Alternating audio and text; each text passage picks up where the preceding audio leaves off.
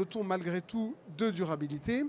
Quelques mots, peut-être quelques chiffres qui vont être détaillés par les intervenants, mais l'augmentation des coûts de production, ça c'est sur le pilier économique. Aujourd'hui, les acteurs de la banane sont frappés aussi par cette dimension, coûts de production, coûts de transport. La question sociale de la répartition de la valeur, qui touche quoi dans la banane? Nous sommes, nous, une ONG du monde de l'équitable, Max Havelaar, donc nous sommes très intéressés à comprendre qui, à chaque échelon de chaque filière, touche quoi comme part de la valeur et est-ce qu'au total, l'équilibre est respectueux des différents maillons de la chaîne. Troisième gros enjeu, bien sûr, la banane utilise des pesticides. Beaucoup de productions ont utilisé ou utilisent encore des pesticides. Et c'est bien sûr un défi pour les acteurs que de les réduire peu à peu. D'autant qu'il y a des ravageurs, il y a des défis sur ce plan-là. Une production monovariétale, excusez-moi le jargon, mais ça c'est un enjeu aussi de diversification, de résilience par rapport aux maladies, etc., etc. Quelques chiffres pour illustrer ces défis de durabilité. Alors, il faut le prendre avec des pincettes, mais nous, dans l'équitable, on a l'habitude de dire quelle est la part, par exemple, quand vous achetez 2 € ou 3 € un kilo de banane, qui revient au producteur. Dans cette filière, on est sur une part de 6 à 7%. Donc c'est comparable à d'autres endroits. La banane subit des transformations. Une bonne partie de la valeur, bien entendu, va à d'autres acteurs. Mais ayons en tête que le producteur de base, c'est plutôt 6 à 7% qui va lui revenir du prix final que nous, ici en France, on va payer dans le magasin. Les coûts de production, j'en ai parlé. Les écarts de salaire. De plus en plus, on fait des analyses aujourd'hui dans les chaînes de production sur le genre. Y a-t-il des écarts? Eh bien, la banane n'échappe malheureusement pas à la règle. Il y a des écarts importants, jusqu'à 30% entre les hommes et les femmes dans cette filière. Et enfin, j'en ai dit un mot, mais les ravageurs, alors le mot technique, c'est la TR4, c'est la Fusariose race tropicale 4, qui menace les plantations assez massivement et je crois particulièrement les variétés qui sont exportées et distribuées dans le monde. Donc notre table ronde aujourd'hui a pour but de mettre en commun ces débats, de partager, de voir surtout dans une première partie quelles sont les bonnes pratiques, les choses positives, les bonnes nouvelles pour une banane durable en France. Et puis, dans une seconde partie, on essaiera de voir ce qui nous rassemble, qu'est-ce qu'on a finalement comme socle commun dans cette variété d'acteurs qui ont accepté, je les en remercie encore, de venir aujourd'hui témoigner. Donc on commence tout de suite, dans un premier temps, en donnant la parole successivement aux uns et aux autres. Je commence en tout seigneur, tout honneur, par le président de la banane française. Philippe Pons, vous présidez l'AIB. Vous jouez finalement le rôle d'interface entre les différents maillons. Est-ce que vous pouvez nous en dire un petit peu plus sur l'enjeu et puis finalement la durabilité? On en parle à l'AIB? Alors l'AIB, je précise d'abord que c'est une interprofession, donc elle regroupe à la fois les fédérations des producteurs, des importateurs, des mûrisseurs, des grossistes et également des détaillants, les détaillants fruitiers et la grande distribution. Des gens qui, a priori, ne cherchent pas le même objectif, mais qui ont quand même décidé, de manière relativement récente, puisque l'AIB a moins de 10 ans d'existence, d'œuvrer ensemble dans la valorisation du produit banane et dans son aspect durable. À ce titre, lors de sa création, l'Association interprofessionnelle de la banane a émis une charte d'engagement qui a été signée par les 6 fédérations membres de l'AIB qui donnent leur engagement sur les aspects de durabilité à la fois environnementale, sociale et économique de la banane. Donc ils s'inscrivent sur le long terme, et ils sont prêts à s'investir sur chacune des familles concernées dans les aspects de durabilité et de finalité, en conservant un dénominateur commun qui est que, comme vous l'avez précisé, Gilles, que la banane demeure toujours, sinon le fruit le plus consommé, en tout cas l'un des fruits les plus consommés, et en tout cas plébiscité par les consommateurs. Et ça, dans leur diversité. Donc, est-ce que vous pouvez rappeler, c'est quoi ces 6 familles? Alors, ces 6 familles, ce sont dans l'ordre, je dirais, de la filière. Ce sont les producteurs, qui sont représentés par leur émanation française, les importateurs, donc ceux qui organisent l'acheminement des bananes jusqu'à leur introduction sur le sol européen et donc le sol français. Ensuite, les mûrisseurs, parce que tout le monde ne le sait pas, mais les bananes se transportent vertes et donc on a besoin de les mûrir à travers une série d'opérations qui sont notamment qui nécessitent de l'énergie et des infrastructures tout à fait dédiées à cette transformation. On trouve ensuite les grossistes qui vont procéder au dispatching de manière capillaire sur tout le territoire français. Et enfin, les distributeurs finaux, qui sont donc les grandes enseignes, mais également leurs compléments incontournables, qui sont les fruitiers détaillants, les cours des halles et les marchés de plein air. Donc tous les acteurs sont absolument concernés et partie prenante dans ces initiatives. Merci beaucoup, très, très intéressant de voir que il existe une instance qui rassemble tout le monde malgré les différents métiers. François-Xavier Cotte, vous êtes, vous, le délégué aux filières du CIRAD. On ne présente plus le CIRAD, c'est un des plus grands centres de recherche français, en particulier dans la zone tropicale. Des centaines, voire des milliers de chercheurs, je crois, sont au CIRAD. Vous avez notamment travaillé ces dernières années dans la filière banane sur des plans qui s'appelait déjà plan banane durable et sur l'aspect environnemental. Est-ce que vous pouvez nous dire quelques mots sur les avancées? Peut-on vraiment franchir des pas ou y a-t-il des obstacles environnementaux insurmontables pour produire de manière viable des bananes? Merci. Oui, donc ces plans bananes durables, c'est pour répondre un peu de façon opérationnelle à la question que tu as posée, hein, sur les enjeux, donc ces enjeux environnementaux. Alors nous, on a plusieurs unités de recherche qui travaillent là-dessus. Comme tu l'as dit, c'est un des groupes principaux de recherche à l'international. Et par rapport à ta question, moi je porterais un message positif, c'est-à-dire que c'est possible. Hein. Et c'est possible, on l'a fait, alors je me tourne vers Pierre, parce qu'on l'a fait avec les producteurs de bananes antillais. Hein, et on a mis l'accent sur la réduction des pesticides. Et en moins d'une dizaine d'années, il y a eu une réduction de 60 à 70% hein, de l'utilisation des pesticides. Vous avez fait le plan Ecophyto, vous l'avez réussi, quoi. Oui. Il a raté un peu sur certains territoires, mais... Oui, on peut dire qu'on a réussi. Alors c'est à la base de mobilisation des concepts de l'agroécologie. Hein. Alors des fois, ça fait un peu peur quand on parle d'agroécologie, mais quand on la pratique, quand on la met en œuvre, ça fonctionne. Hein. Donc pour être concret sur la banane, on sait maintenant d'un point de vue technique passer à zéro sur l'utilisation des insecticides. Donc c'est des piégeages phéromones sur le charançon du bananier. On s'est passé à zéro pesticide sur les nématicides, hein, qui sont parmi la classe la plus embêtante, la plus dangereuse. Et ça, c'est l'utilisation de sols sains par jachère avec du matériel sain, les vitres-plans. Et puis, ce qui est important dans ces démarches d'agroécologie, c'est d'être en anticipation et de travailler à la santé globale de l'agrosystème. Hein. Donc, on travaille sur la santé des sols, notamment avec des systèmes multi-espèces, hein, des plantes de service. Voilà, le message principal, c'est que ça marche à l'échelle des Antilles, hein, donc c'est plus qu'un prototype. Et ça, c'est aussi, mais je pense qu'on en parlera plus tard, c'est une capacité à rapprocher la recherche et les producteurs. Merci beaucoup. Donc, des avancées importantes ont été réussies ces dernières décennies. Je me tourne vers un troisième acteur qui joue un rôle, lui, différent dans la filière, Hans-Willem van der Waal. Vous êtes le directeur général de Agrofer et vous avez ceci d'exceptionnel que vous avez été un pionnier de la démarche développement durable dans la banane, avec, je vais m'éloigner un petit peu, avec, je dirais, à une époque peut-être où on n'en parlait pas tant que ça, vous avez décidé de créer votre entreprise, de fonder une entreprise d'importation, c'est cela, vous allez nous le dire, sur les principes du commerce équitable, avec un juste prix, une juste rémunération de tous les échelons. Ja, merci. Donc, je m'appelle Hans-Willem van der Waal, effectivement. Et nous sommes basés à Rotterdam, tout près de Rotterdam, aux Pays-Bas.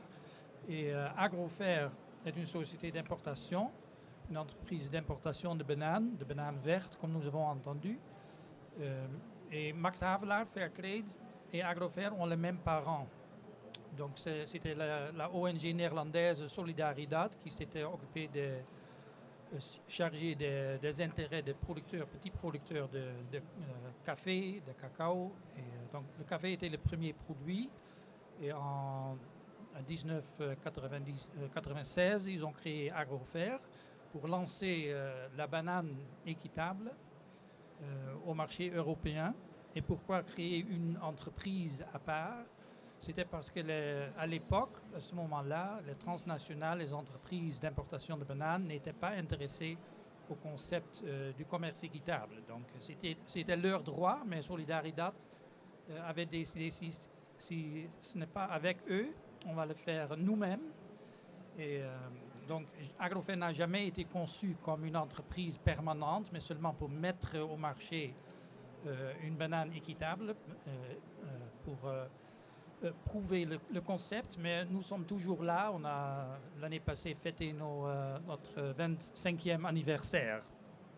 Ce qui est spécifique, donc nous vivons pour les aspects importants de Max Havelaar, donc les conditions de travail, le prix minimum, ce sont des choses qui sont très importantes pour nous.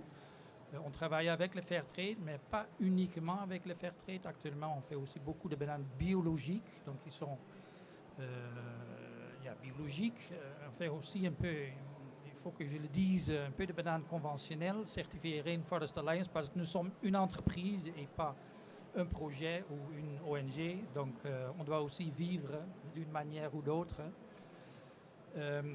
Et ce qui est important, mais on veut toujours faire des choses, des affaires durables, durabilité sociale et environnementale. C'est très important pour nous. Et aussi, on travaille beaucoup avec des petits producteurs, surtout du Pérou, mais aussi de l'Équateur et d'autres pays. Et les coopératives et les plantations qui travaillent en fair trade, en commerce équitable, sont aussi co-actionnaires d'Agrofer. Donc, ils détiennent des actions, ils participent dans le capital d'Agrofer. Donc, s'il y a une année avec un petit bénéfice, ils participent aussi dans la valeur que nous ajoutons en tant qu'importateurs, distributeurs de bananes. Et nous travaillons un peu partout en Europe, beaucoup de pays, aussi ici en France, un peu en Asie, en Nouvelle-Zélande. Bon, voilà. Merci beaucoup, une expérience un peu exceptionnelle puisque donc les producteurs péruviens sont à votre capitale, c'est ça?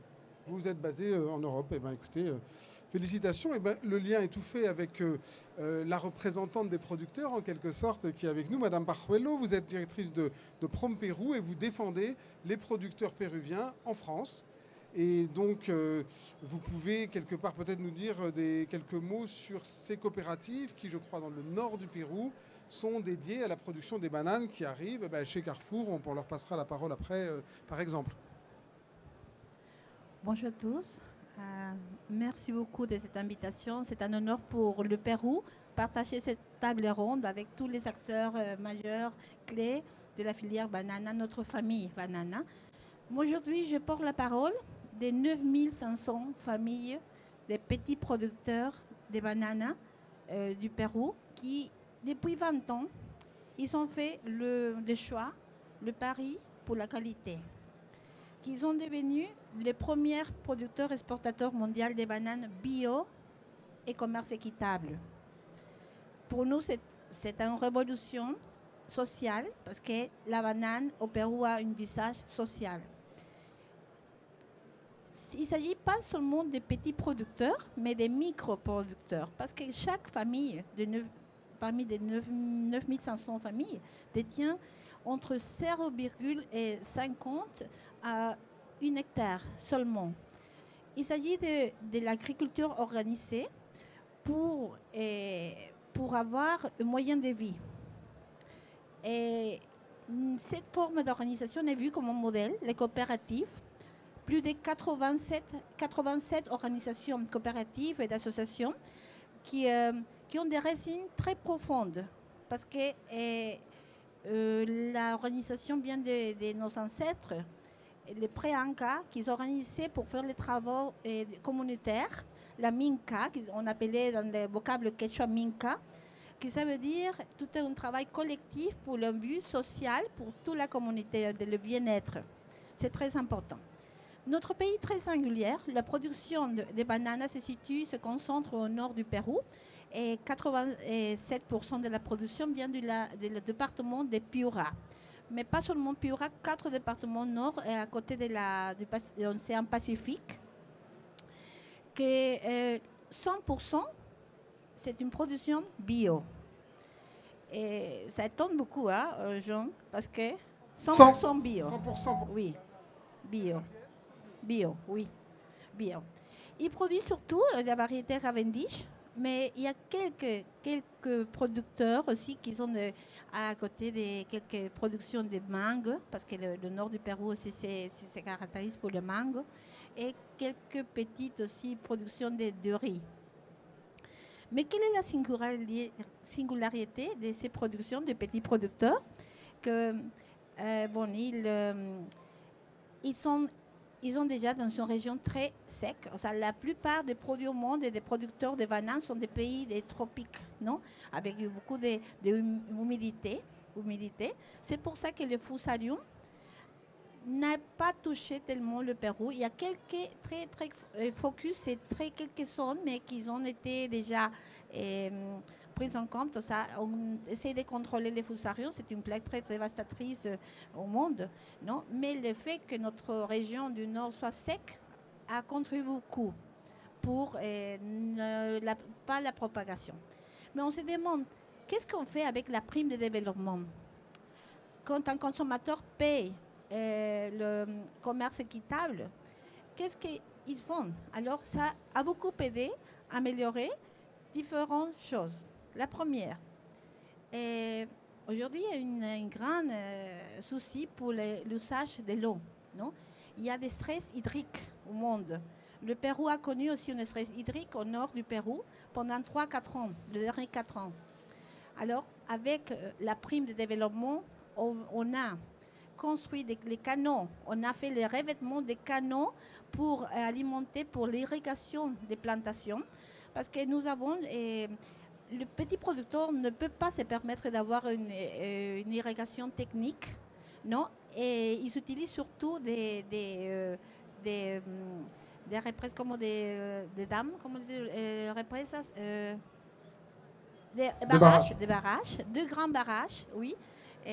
San Lorenzo et Poechos qui nourrissent de l'eau à toutes les plantations. Alors, pour empêcher l'infiltration des CO, de la perte de l'eau, parce que pour les canaux, on a fait avec cet argent tous les revêtements de plus de 9000 km. Ça, c'est vraiment une première chose qu'on attaque le stress hydraulique, le déficit de l'eau. Deuxièmement, on a, grâce aussi à Agrofer, on vous remercie parce que vous avez établi un programme pour les plastiques, le recyclage de plastique, des sacs plastiques qu'on utilise dans la filière pour construire ou permettre de fabriquer des corners, comme on dit les corniers pour la banane. Et c'est très important. Vous l'avez fait avec 4 ou 5 grandes organisations du Pérou. Et troisièmement, on utilise ces primes pour la certification. On va aller au-delà de la certification bio. On est dans la certification biodynamique Demeter. Demeter, c'est une approche holistique. Surtout en Allemagne, on a cette tendance à la consommation qui demande ces certifications. Mais surtout, on attaque aussi les problèmes des fusariums avec l'amélioration des sols. Et l'amélioration des sols, ça veut dire qu'on a construit 4 usines de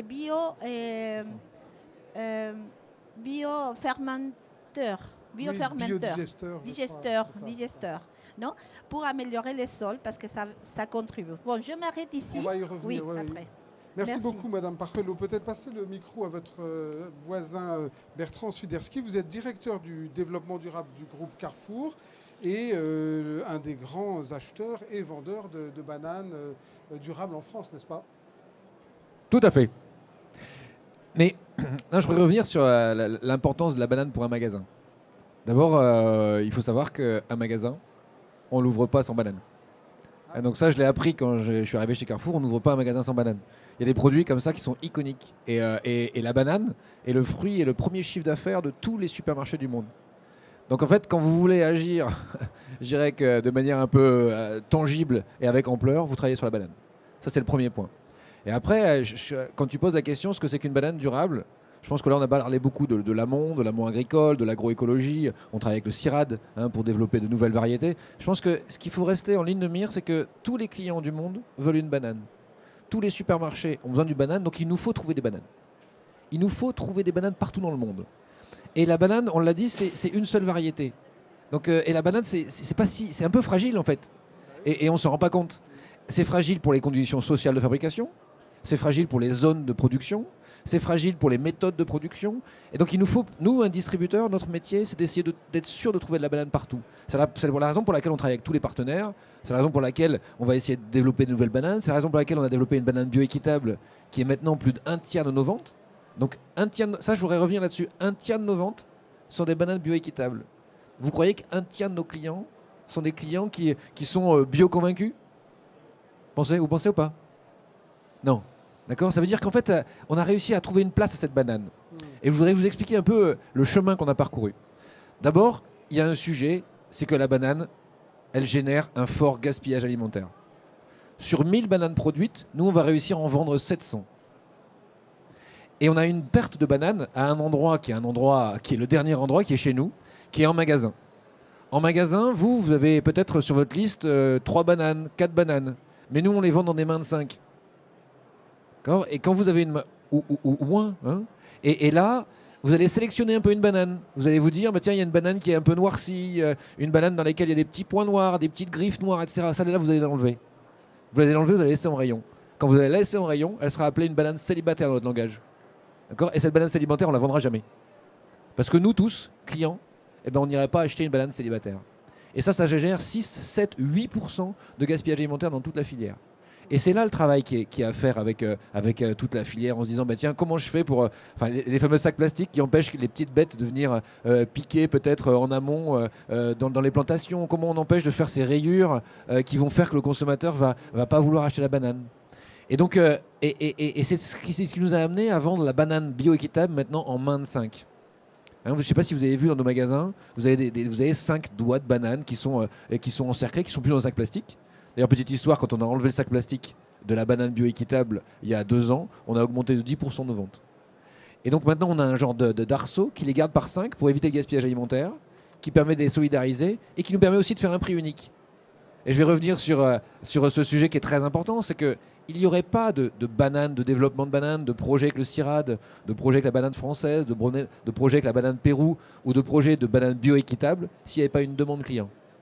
D'accord ? Et cette demande client, il faut la susciter. Et la susciter avec le prix.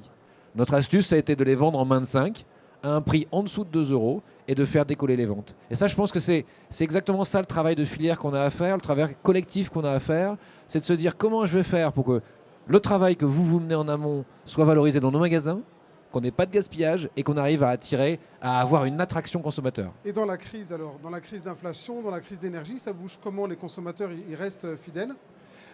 C'est vrai que d'abord, il y a un premier sujet, c'est que nous, on a imprimé le prix. Alors, je parle de la banane bioéquitable sur le bandeau. Donc déjà, ça nous permet de garder un prix qui reste sous les 2 € et qui fait qu'on a une forte attraction sur la banane bio équitable en ce moment. Et oui, le consommateur a un peu une sensibilité au prix. Hein, c'est un produit qu'il consomme tout le jour, donc il va connaître exactement le prix de la banane. Donc oui, c'est vrai qu'en période de difficulté, si nous, on augmente le prix de la banane, eh ben, on va avoir du mal à créer la demande, c'est clair. Bon, c'est plutôt une bonne nouvelle. Si la banane durable a déjà en partie trouvé ses clients, ça va nous tirer vers le haut. On conclut le petit tour de table de cette première partie avec Pierre Monteux. Vous êtes le directeur général, alors vous, des bananes françaises, de l'UGP Ban Fruits d'Or, producteur de bananes françaises dans les Antilles françaises. Est-ce que vous pouvez nous dire un petit mot sur vous, pour vous, cette durabilité, un enjeu, un défi, c'est devant vous, vous la pratiquez déjà sur un territoire qui est assez spécifique puisque ultramarin. Effectivement, donc Pierre Monteux, directeur général de l'Union des groupements de producteurs de bananes de Guadeloupe et Martinique. Nous, la durabilité, c'est un credo, c'est quelque chose qu'on poursuit depuis depuis maintenant quasiment 15 ans, puisque le premier plan de banane durable était à l'époque du Grenelle de l'environnement, donc 2008. On s'y est engagé donc très vite avec nos partenaires, dont le CIRAD et les collectivités territoriales et le ministère de l'Agriculture. Donc pour nous, c'est dans nos gènes aujourd'hui. On est effectivement sur des territoires qui sont des tout petits territoires, 1100 km² pour la Martinique, 1700 km² pour la Guadeloupe, avec un environnement, avec une faune et une flore qui est extrêmement fragile. Ce sont donc des territoires qu'il faut préserver. Et c'est clair qu'en notre qualité de moelle épinière de l'agriculture de ces îles, on a une responsabilité sociale, sociétale par rapport à toutes ces thématiques-là. Alors nous, on est effectivement donc des petits producteurs, 500 producteurs sur les 2 îles, 200 000 tonnes. Dans cet océan de bananes commercées, on représente 1%, donc pas grand-chose. Nos exploitants sont... En France, c'est plus que 1% quand même. Alors en France, oui, heureusement.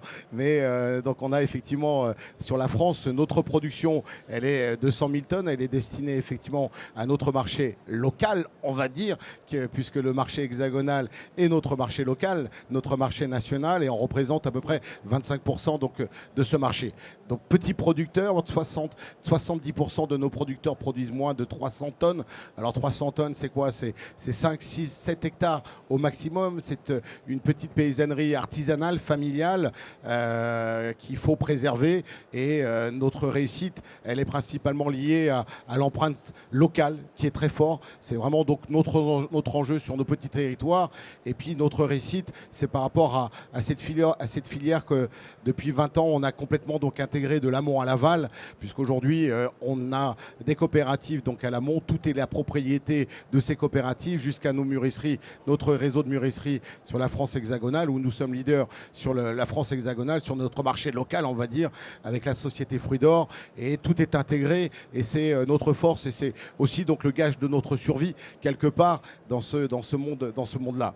Alors je suis heureux de constater effectivement les avancées qu'on a pu faire aussi par rapport à ce gâchis. Je rappelle que l'enrubanage des bananes, c'est nous-mêmes qui l'avions lancé en 2015-2016, où on avait effectivement proposé cette banane française qui était enrubanée en bleu, blanc, rouge, en main de 3, 4, 5 ou 6. On est même allé un peu plus loin. Aujourd'hui, ça représente ce concept-là qu'on a développé et qui assure une rémunération plus importante à l'ensemble de nos producteurs. Ça représente 5% du marché français, c'est-à-dire 35 000 tonnes. Et on a aussi donc décliné la banane équitable, puisque la loi sur l'économie sociale et solidaire nous a permis de pouvoir donc revendiquer ce terme d'équitable dans un commerce nord-nord, loi de 2015 si ma mémoire est bonne, et très vite à partir de 2018 on a réservé cette certification ou en tout cas cette appellation donc à nos tout petits producteurs, et aujourd'hui donc on commerce, on a aussi une banane équitable. Donc l'enjeu est important, la durabilité, on reviendra certainement sur la durabilité environnementale, mais déjà sur la durabilité sociale et de notre responsabilité sociétale sur nos territoires de production, c'est notre souci premier. Merci beaucoup. Donc, c'est quand même assez extraordinaire. On se rend compte en donnant la parole à tous les acteurs de la banane française que partout, le sujet est sur la table, que partout, des initiatives parfois anciennes ont été prises sur les 3 piliers du développement durable, soit sur la question sociale, soit sur la question de l'environnement, soit sur la question de l'équilibre économique et de la viabilité économique.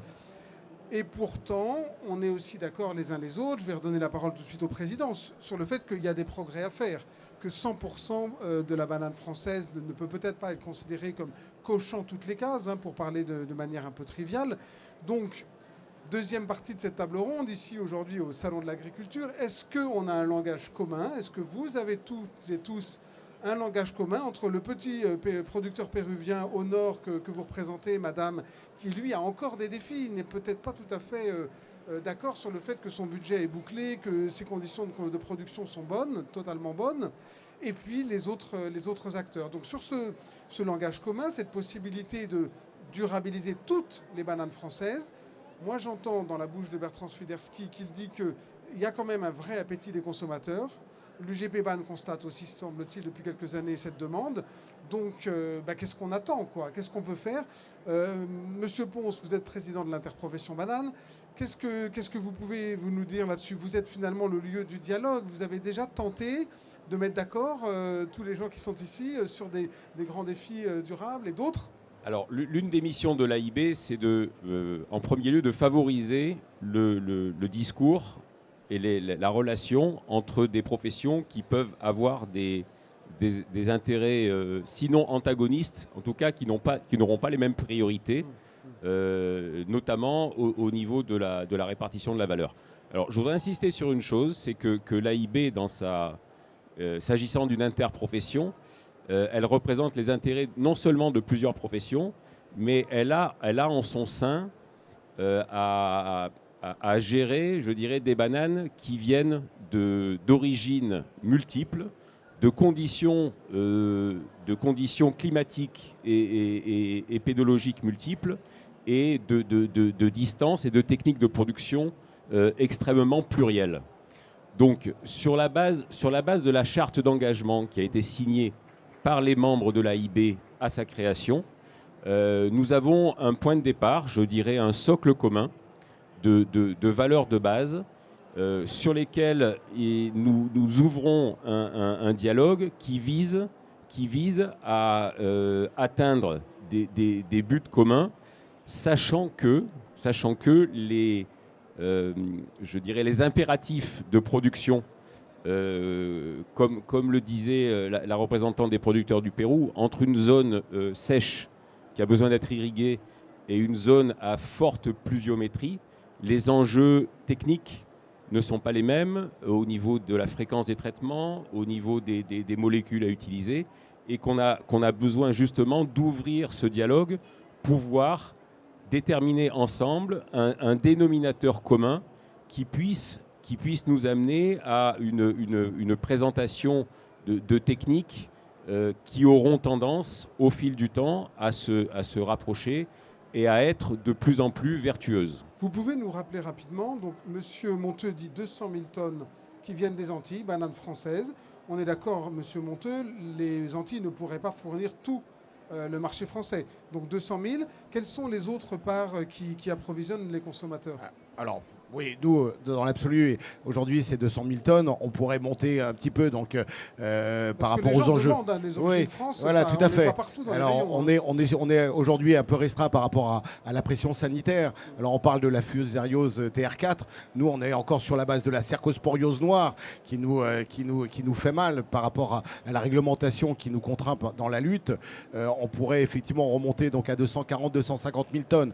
Donc, ça veut dire que on pourra pas jamais satisfaire le marché français. Le marché français, d'ailleurs, n'a jamais été satisfait par la banane antillaise, puisque pendant longtemps, on était sous la loi du général de Gaulle, 1958. N'oublions pas que la banane est rentrée dans l'OCM, et c'est-à-dire dans la PAC, qu'en 1993, lorsque l'Espagne et le Portugal ont rejoint dans l'Union européenne. Et pendant très longtemps, c'était 2 tiers, 1 tiers. C'était 2 tiers pour les Antilles et 1 tiers pour l'Afrique. Après, le marché. Au total, les 700 000 tonnes. Alors, au total, les 700 000 tonnes, mais je vais laisser Philippe. Mais il est en croissance également, parce que ça, c'est aussi une bonne nouvelle pour la durabilité. Dans un marché qui croît, il y a plus d'espace pour faire mieux pour l'environnement, pour faire mieux pour les producteurs. Alors, effectivement, comme l'a rappelé Pierre à l'instant, l'approvisionnement du marché français est profondément lié à l'histoire récente de la France, puisque aujourd'hui, en schématisant, la banane originaire de Guadeloupe et Martinique représente environ un quart de la banane consommée en France. D'accord. Un autre quart est représenté par de la banane qui vient, on va dire, de l'Amérique centrale et l'Amérique du Sud. Donc c'est tous les pays qui vont globalement du l'Équateur, par exemple. Voilà, l'Équateur en fait partie, le Pérou en fait partie, la Colombie, le Costa Rica, le Nicaragua, etc. Donc ces pays tropicaux issus du continent latino-américain. D'accord. Et enfin, un peu moins de la moitié des bananes que nous consommons sont issues du continent africain, du continent ouest africain, et notamment de nos anciennes colonies françaises, notamment la Côte d'Ivoire, qui est le plus gros de nos approvisionneurs africains au niveau du marché français, complété par le Ghana et le Cameroun notamment. Voilà. Le tout aggloméré donnant environ 720 000 tonnes de bananes consommées en France annuellement, qui est un marché qui a progressé assez linéairement et assez fortement jusqu'à l'année dernière, jusqu'au milieu de l'année dernière. Voilà. Merci beaucoup pour ce tableau très, très clair. Je me retourne de nouveau vers un importateur, hein, donc Monsieur Van der Waal, Agrofer. Vous importez des bananes, vous avez cette géographie extraordinaire mondiale avec ses origines différentes, leurs contraintes différentes, leurs spécificités. Vous achetez de tout et pour vous, c'est comment la banane durable quand vous devez choisir? Est-ce que vous choisissez des origines plus durables? Est-ce que vous écoutez les clients? Comment ça se passe? Vous pouvez nous en dire un peu plus sur la voie que vous trouvez pour trouver vos clients, vous qui êtes un pur player de la banane durable en fait. La banane la plus durable, c'est difficile à identifier parce que... Ouf, on n'aura pas de guerre civile sur le plateau. Merci. Non, pas de guerre civile. On en a déjà assez, je pense, dans plusieurs pays. Non, mais c'est difficile à dire parce qu'une banane durable, qu'est-ce que c'est une banane durable? Donc, il y a plusieurs aspects. On a, par exemple, parlé de la consommation d'eau, la consommation en pesticides. Par exemple, parlant de la banane du Pérou. C'est une très jolie banane, très durable parce qu'on n'utilise pas de pesticides du tout, donc c'est à 100% biologique. Mais la consommation d'eau d'irrigation est très élevée, donc son empreinte aquatique, ou comment ça s'appelle, c'est très élevé. Bien sûr, cette eau, ça tombe dans les montagnes et ce n'est peut-être pas toujours utilisé. Donc, quel est exactement le problème? Mais quand même, c'est pas très joli parce qu'on a besoin d'eau pour d'autres objectifs aussi. Et Madame a déjà expliqué qu'il n'y a pas d'irrigation moderne, donc il y a d'un sens gaspillage d'eau. Mais l'autre côté est qu'il n'y a pas d'utilisation de pesticides du tout. Parce que comme le climat est tellement sec, donc l'air est tellement sèche que les champignons ne peuvent pas se développer sur les feuilles de banane.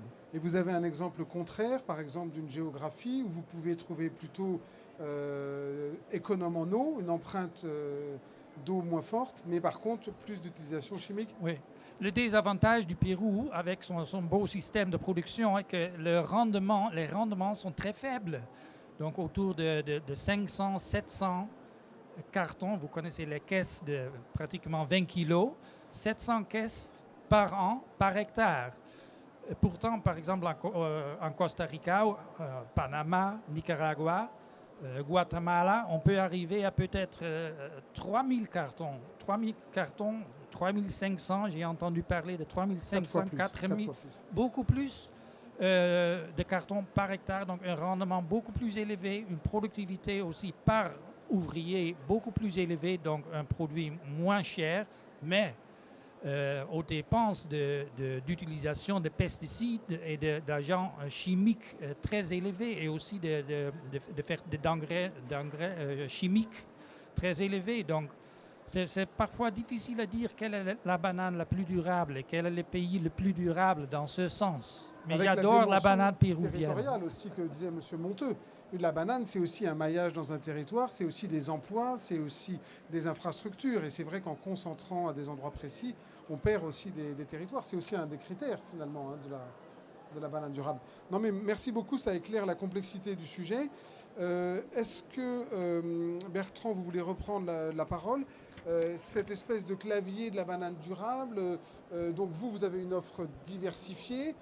Bon, pour aller plus directement, est-ce que vous seriez prêt à jouer le jeu de remonter le niveau durable global, quoi, et que finalement la plupart de nos bananes en France atteignent ou en tout cas visent un objectif vraiment, vraiment élevé, quoi, sur tous ces critères? Quand on a commencé la banane bioéquitable, il y en avait peu. L'offre était assez faible. Donc il a fallu suivre l'offre et de proposer une demande de manière graduelle. Donc au début, la banane bioéquitable, on la mettait au rayon bio. Et une fois qu'on a senti que l'offre était disponible, on a pu la mettre, vous savez, en vente juste à côté de la conventionnelle. Et donc on a généralement la française, si je ne me trompe pas, on a la conventionnelle et on a la banane bioéquitable. Et à nous, en fait, plus on va réussir à créer une demande, c'est-à-dire de mettre la banane bioéquitable en tête de gondole, de la mettre, je ne sais pas si vous voyez, mais quelquefois, vous voyez dans des magasins de proximité, vous rentrez dans le magasin et vous voyez tout de suite les bananes bioéquitables. Ça veut dire que là, on est en train de pousser une vente, on est en train d'essayer de créer une demande. Donc notre métier à nous, c'est en effet de réussir à créer cette demande, à ce que le client la repère et que lui, il adhère. C'est vrai qu'on arrive aujourd'hui à un petit plateau. Je ne suis pas en train de vous dire qu'il suffit maintenant de mettre la banane bioéquitable juste à côté de la conventionnelle. On arrive à un plateau. Et ce plateau, maintenant, il nous faut trouver des astuces. Et je pense que les astuces, il faut trouver commercialement pour réussir à faire adhérer plus de clients encore à notre banane bioéquitable, notre banane française et toutes les bananes qui existent encore. Mais l'idée de se dire que je vais écrire c'est une banane du Pérou, elle est durable et que je vais la vendre, c'est une idée fausse. Tout le monde vient me voir en disant mais écrivez des panneaux en disant ça ne marche pas, c'est pas vrai. C'est pas comme ça qu'on le fait. Ça prend du temps. Tu le sais, avec la banane bioéquitable, on a pris du temps. La croissance, elle est pas si rapide que ça. Aujourd'hui, on est stabilisé. On en est très content. On a une banane française sur laquelle on est stabilisé aussi. On a des bananes Pérou. On a la banane qu'on a montée avec le CIRAD. Maintenant, il faut réussir à trouver de nouvelles astuces qui vont créer la demande. Je répète, il ne suffit pas de produire de manière plus vertueuse, de produire de manière durable. Il faut réussir à la vendre. Il faut réussir à la vendre. Et ça, c'est clé. Et c'est un peu comme ça qu'on arrivera en fait à créer le changement. Est-ce que nous, on est prêt à supprimer toute la conventionnelle pour ne faire que de la durable? C'est pas possible aujourd'hui. C'est pas possible aujourd'hui. C'est même pas une question qu'on a à se poser. Nos volumes sont tels qu'on n'arriverait pas à fournir. Mais permets-moi juste une question supplémentaire. Nous, innocemment, on imagine, nous consommateurs, nous labels, que si l'histoire dont on vient de décrire, elle est racontée dans les rayons, malgré tout, c'est quand même un bon moyen de toucher les consommateurs. Qui va parler des producteurs dont parle Madame Pajuelo? Et on se dit, alors, il n'y a pas de place dans les rayons, ou est-ce que le temps que les gens consacrent à prendre une banane est insuffisant pour leur raconter une histoire sur les jupes de caisse ou les choses comme ça? Est-ce qu'on peut en savoir un peu plus? Parce que si on veut tous ensemble monter le volume des bananes durables en France, il va falloir qu'on fasse de la pédagogie. Aujourd'hui, effectivement, il faut faire preuve de pédagogie. On part de loin, parce que effectivement, cette banane a la réputation quand même d'être le produit ou le fruit le moins cher du rayon. Et aujourd'hui, il faut arriver donc à casser un peu cette image de produits pas chers, parce que venant de l'autre bout du monde ou venant en bateau de très loin, c'est vrai que parfois, moi, je rage des fois contre mon ami de Carrefour parce que il reste donc, comme vous l'avez dit, c'est la difficulté. On est sur une seule variété.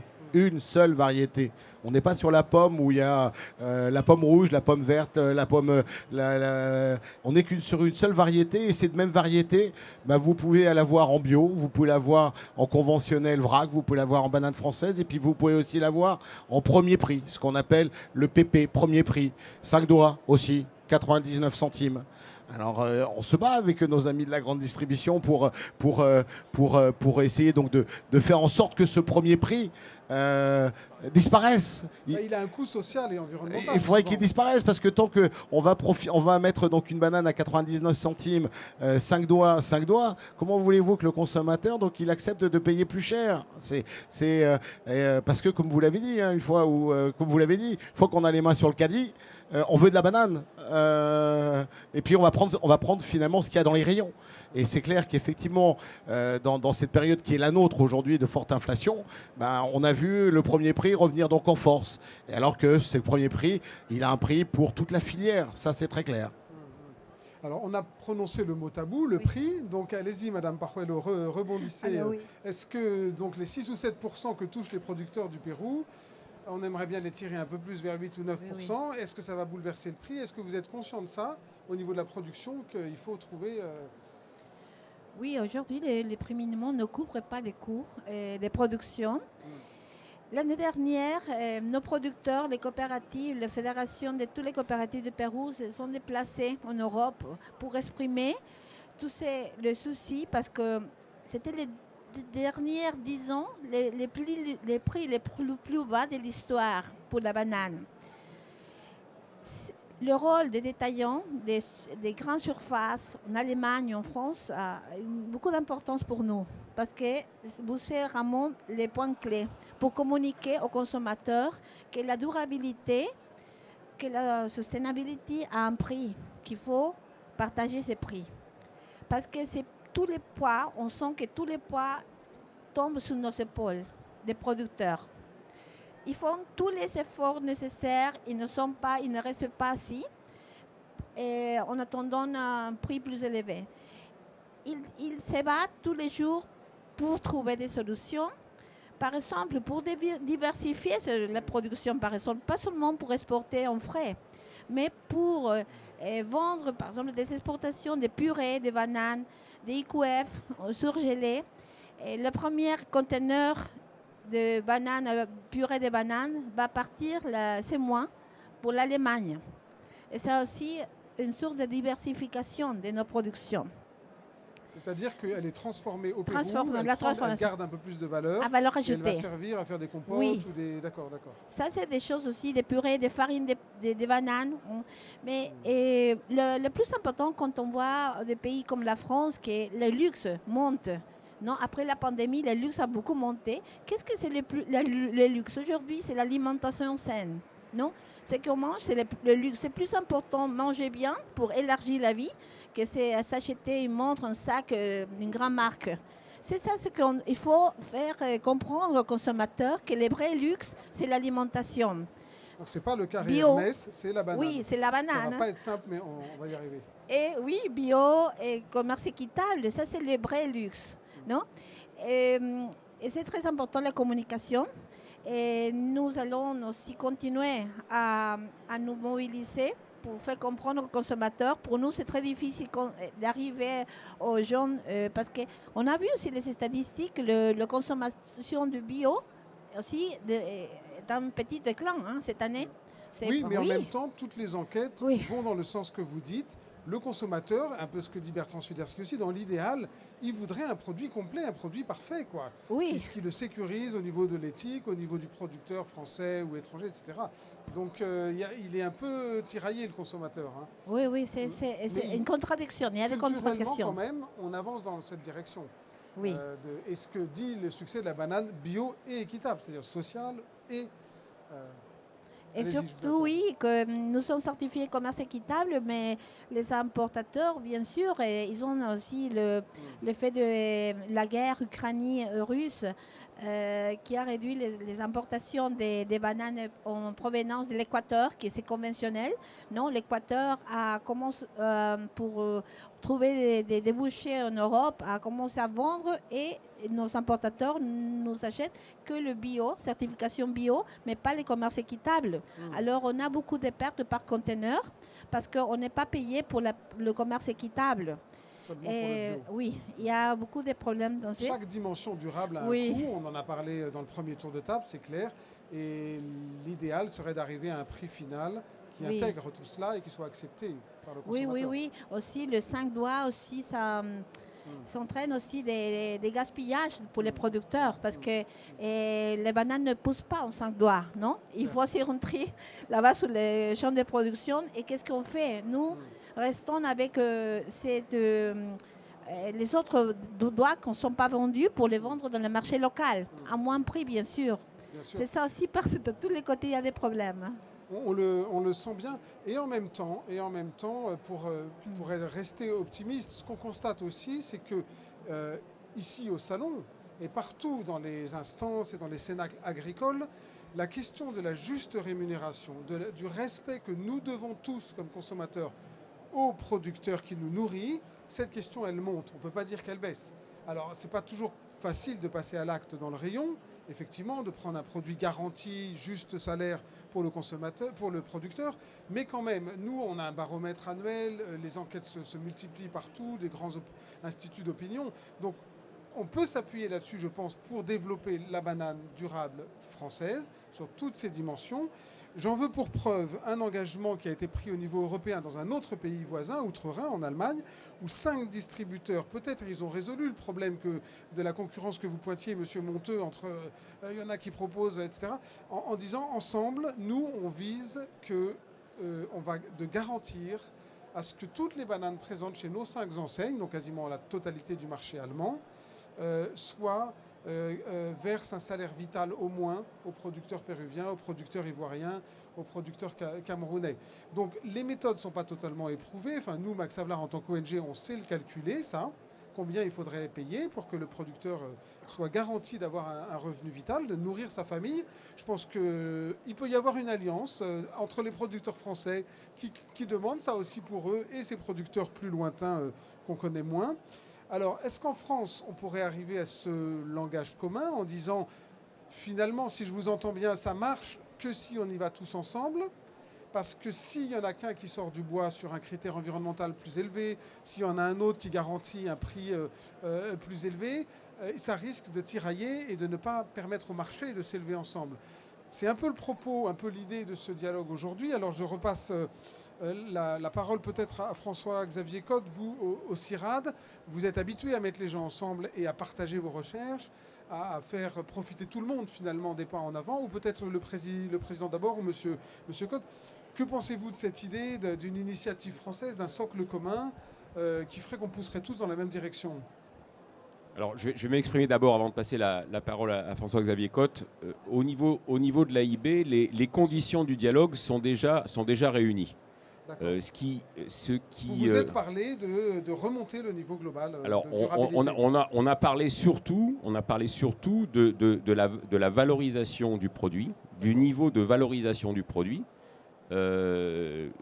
Donc ça, c'est le consommateur qui, devant son caddie et devant ses réflexes, fixe un peu le niveau de réactivité par rapport au produit qui lui est présenté. Voilà. Et sur cette base-là, et sur le socle commun, je dirais, à minima technique qui nous a rassemblés lors de la création de l'AIB, on a déjà ouvert un dialogue qui visera justement à ramener chacun des participants à émettre ses capacités, ses possibilités, afin de trouver justement un dénominateur commun qui mettra en place les aspects durables d'une banane.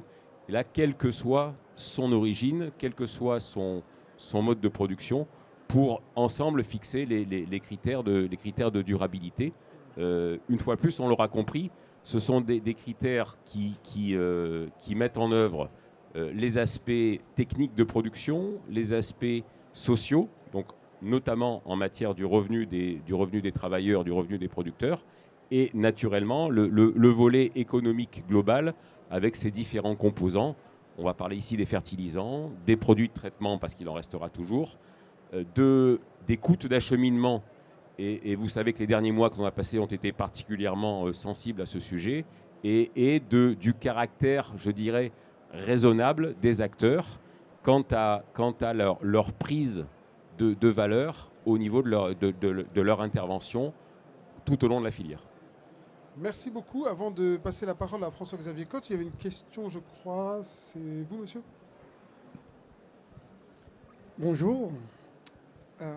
Je vous ai suivi, je n'ai pas beaucoup suivi, je viens d'arriver en retard. Je voulais juste corriger 2-3 choses. Au niveau des producteurs sur place dans des territoires lointains, je pense qu'on a déjà un problème de pénurie d'aliments, parce que ce que moi je constate sur place, c'est l'inflation. L'inflation parce que déjà on ne produit pas assez. Ce n'est pas un métier valorisant pour ces pays lointains. Un agriculteur est assimilé au plus bas des échelles. Ensuite, une fois qu'on n'arrive pas à alimenter la population sur place, ça tire les prix vers le haut. Il y a le débouché de cette politique que je vois là, qui est pas mal, qui est bien, j'applaudis. Par contre, là où ça ne va pas, c'est que si le producteur africain ou du reste du monde a un débouché pour exporter son produit vers l'Europe, c'est qu'il va dire qu'il va privilégier ce mode de communication parce que ça lui rassure son revenu et tout le reste. Et le prix d'achat aussi n'est pas la même, hein, parce que quand c'est fixé par, malgré que c'est... Il y a une politique où le cultivateur doit avoir quelque chose de conséquent pour l'Afrique, selon le niveau de vie. Mais entre-temps, ces acheteurs, à la base, c'est les Africains qui sont sur place. Ce qui va faire que ce cultivateur-là va produire que pour le marché d'exportation. C'est pas mal. Alors, ma question est que pourquoi pas, à votre niveau, lorsque vous mettez en place toutes ces politiques-là qui sont honorables, essayez de booster ou former ou mettre des conditions. Moi, je suis par exemple ici au salon pour rechercher les machines de deuxième main pour aider ceux qui sont sur place. Est-ce qu'il n'y a pas une politique d'installation? Plus on installe les cultivateurs, plus le marché local il est inondé, le marché international il est inondé. Après, d'après les discours que j'ai entendus, le souci est qu'il y ait moins de gaspillage et que voilà, écologiquement parlant, économiquement parlant, qu'il y ait moins de gaspillage, c'est honorable. Mais moi, je pense que s'il y a une idée à émettre ici, s'il y a une question, pourquoi on ne privilégie pas la formation sur place? Ça empêcherait aussi les gens de venir désespérément par la Méditerranée. Ça ne coûte pas plus cher que tous ces politiques qu'on en parle. Pourquoi il n'y a pas quelque part une pensée qui se développe à ce niveau-là? Merci. Merci monsieur. Je rappelle juste, en introduction, on l'a dit, 140 millions de tonnes sont produites, seulement 20 millions sont exportés. Donc il y a aussi quand même, par rapport à ce que vous disiez sur l'autoconsommation, une très large part de la banane qui est consommée sur place, mais la question est légitime et qui a des éléments